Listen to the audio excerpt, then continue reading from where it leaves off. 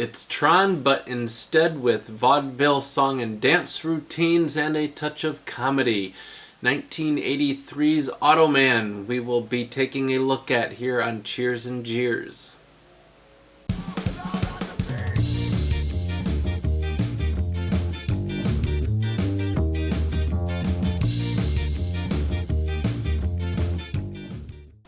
Welcome back to Cheers and Jeers, where we're continuing our series of looking at some of the short-lived TV shows from the past that you may or may not remember. This time we'll be looking at 1983's Automan, which I would describe as a blatant ripoff of Tron, the popular Disney movie at the time. However, since Automan was pitched by two people who had produced Tron, I don't think that you can rip off yourself, so we'll call it an homage to Tron.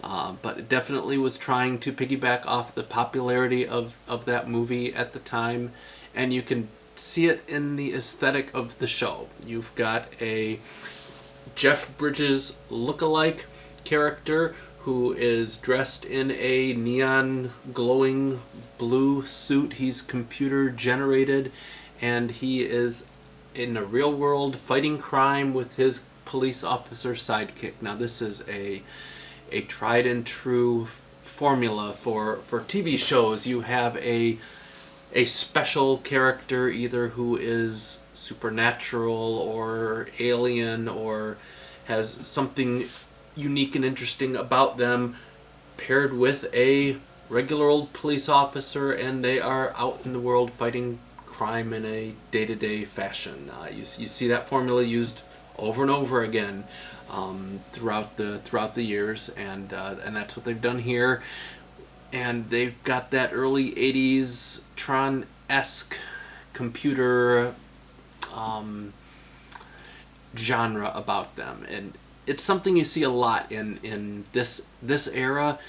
Computers were very brand new. People didn't quite have their head around them yet. They weren't the everyday appliance that we're used to in our lives today. So you got really bizarre premises, like the guy sits down, programs his computer a little bit, and the next thing you know, he has this walking, talking, glowing blue sidekick that helps him fight crime in the real world. They took the producer's own car. This show was produced by Glenn A. Larson, who did a lot of my favorite shows. Everything from Battlestar Galactica to Knight Rider and a bunch of others. But they took his personal car, which was a black Lamborghini Countach, and they put glowing reflective tape all over it for the special effects. That was the state of the art at the time. This is pre any sort of CGI, and they actually did a fairly decent job of it. Most of the scenes are at night because that's the only way they could make the effect work with the glowing tape. But it made it look almost like a pseudo CGI vehicle, and that combined with a little bit of stop motion, slow motion photography, and other practical effects. They kind of pulled it off for the time. I mean, it looks cheesy now, but boy, did they spend an arm and a leg. Automan was the most expensive show in history at the time, coming in at about $1 million an episode. The network was really banking on this being a huge hit.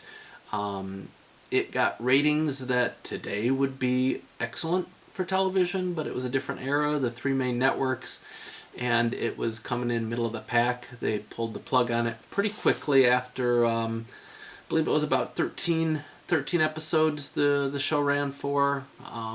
Then they got tired of footing the bill, essentially. It had a little bit more of a comedic take to it than some of the other action hero shows at the time. Kind of campy. It's fun to go back and watch. I vaguely remember it at the time when it first aired. Again, just like in Tron, the main character's got this sidekick, a little glowing dot named Cursor.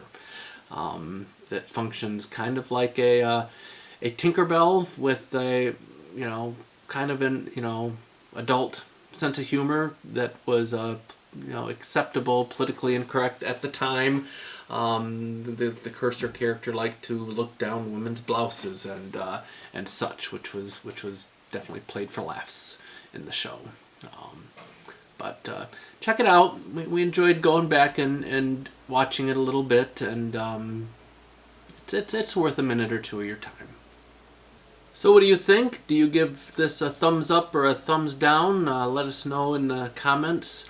And we really appreciate you sticking with us as we grow this channel. Please do the usual, share, subscribe, like, and whatnot.